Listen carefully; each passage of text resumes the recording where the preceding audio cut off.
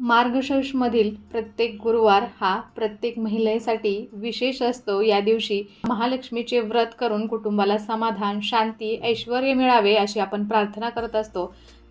मार्गशीर्षमधील प्रत्येक गुरुवारी घटाच्या स्वरूपात महालक्ष्मीची पूजा केली जाते। घटाला आकर्षक स्वरूपात सजावट केली जाते आणि मनोभावे पूजा अर्चा करून कुटुंबाला समाधान, शांती आणि ऐश्वर्य मिळावे असे आपण प्रार्थना करत असतो। शेवटच्या गुरुवारी व्रताचे उद्यापन केले जाते।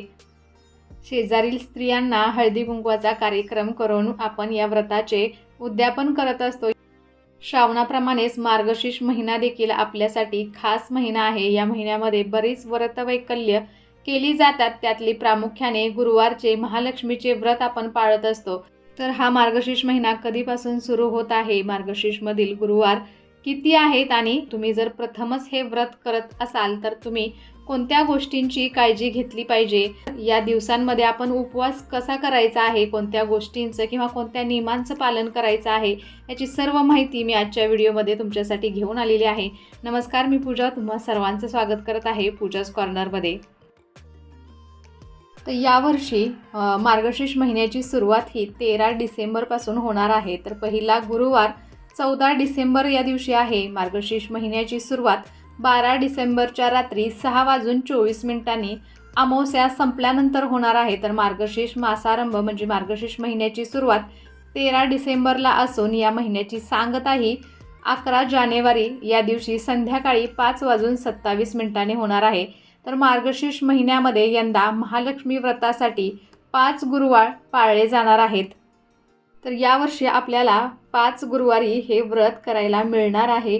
5व्या गुरुवारी आपण या व्रताचं उद्यापन करायचं आहे। तर 5व्या गुरुवारी आहे अमावस्या। तर अमावस्या असली तरीही हा गुरुवार आपल्याला उपवास करायचा आहे आणि व्रताचं उद्यापन सुद्धा आपल्याला 5व्याच गुरुवारी आपण करणार आहोत।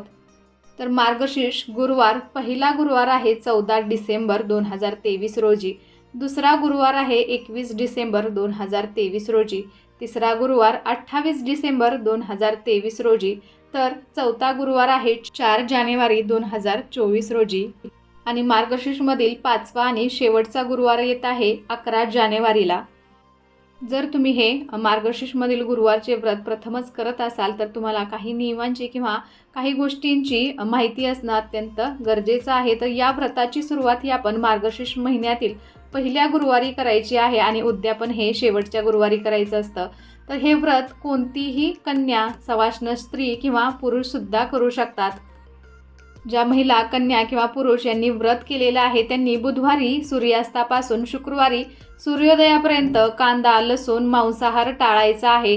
तर बऱ्याच घरांमध्ये श्रावणामध्ये जसा मांसाहार पाळला जातो त्याचप्रमाणे मार्गशीर्ष महिन्यामध्ये सुद्धा महिनाभर मांसाहार वर्ज्य असतो। तर या गुरुवारचे उपवास म्हणजे उपवासाला काय खावं, तर हे व्रत करणाऱ्या स्त्रियांनी केवळ पाणी, दूध आणि फळांचे सेवन करायचं आहे।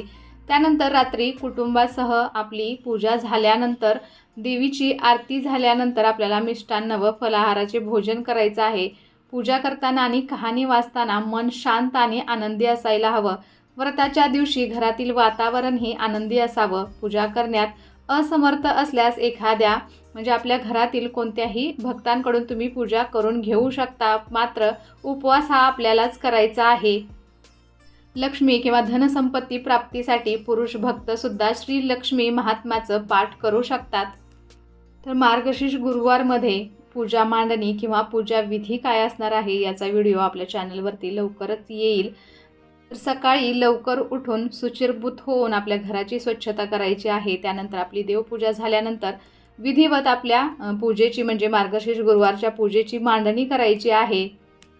त्यानंतर व्रतकथा तुम्हाला वाचायची आहे। या पुस्तकामध्ये जे महालक्ष्मी महात्म्य हे आपल्याला मार्गशीर्ष गुरुवारसाठी हे व्रतपुस्तक मिळतं। तर या व्रतपुस्तकामध्ये गुरुवारची पूजेची मांडणी ही दिलेली आहे। त्याचबरोबर महालक्ष्मी व्रताचे काही नियम आहेत तेही या पुस्तकामध्ये व्यवस्थित दिलेले आहेत। या दिवशी पूजा करणाऱ्या व्यक्तीने उपवास करायचा आहे। त्यानंतर संध्याकाळी पूजा वाचायची आहे, आरती करायची आहे, सर्वांना प्रसाद द्यायचा आहे।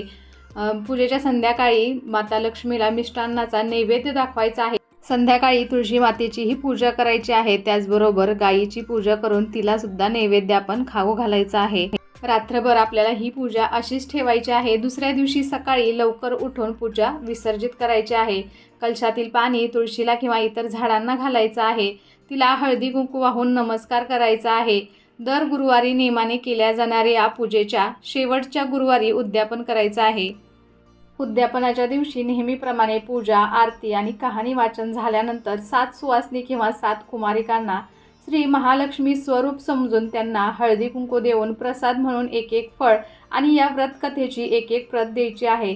शक्य असल्यास ब्राह्मणांना शिदा आणि दक्षिणा देऊन नमस्कार करायचा आहे. स्त्री पुरुष दोघेही हे व्रत करू शकतात. पद्मपुराणात संसारी माणसासाठी हे व्रत सांगितलेले आहे, त्यामुळे पती पत्नी दोघे मिळून हे व्रत करू शकतात. एकादशी, शिवरात्र किंवा अन्य कोणत्याही उपवासाच्या दिवशी गुरुवारी फक्त पूजा आरती करायला हरकत नाही. रात्री हवे तर भोजन करू नये. काही कारणास्तव ज्यांना दिवसा हे व्रत करता येत नसेल त्यांनी ते रात्री केले तरीही चालेल. फक्त दिवसभर त्यांनी उपवास करायचा आहे आणि फलाहार घ्यायचा आहे. व्रत किंवा पूजा करत असताना श्री महालक्ष्मी कथा ऐकण्यास कुटुंबियांना तसेच आपले शेजारी पाजारी असतील त्यांना बोलवायचं आहे. मात्र एकाग्र आणि शांत चित्ताने आपल्याला महात्म्य वाचायचं आहे. शांतता व एकाग्रता असल्यास पोथी वाचन चालू असताना श्री महालक्ष्मीचे अप्रत्यक्षरित्या अस्तित्व आपल्याला नक्कीच जाणवेल. कुटुंबात सुख शांती नांदावी, दुःख रोगांचा नाश व्हावा, धनधान्याची संपत्ता लाभावी यासाठी स्त्रिया या महिन्यात दर गुरुवारी श्री महालक्ष्मीची मोठ्या भक्तिभावाने पूजा अर्चा करत असतात. तर यंदा मार्गशीर्ष महिन्यात 5 गुरुवार आल्याने लोकांना प्रश्न पडलेले आहेत की 4 गुरुवार करायचे की 5 गुरुवार. तर यासाठी शेवटचा गुरुवार हा अमावस्यायुक्त असल्याने या दिवशी व्रत करावे का? तर अमावस्यायुक्त गुरुवार असेल तरी तो गुरुवार व्रत करण्यासाठी योग्य मानण्यात येतो. त्यामुळे या दिवशी उपवास करावे. यासह नित्य नियमानुसार व्रत पूर्ण करायचं आहे. यासाठी कुठलीही शंका मनात ठेवण्याचे कारण नाही.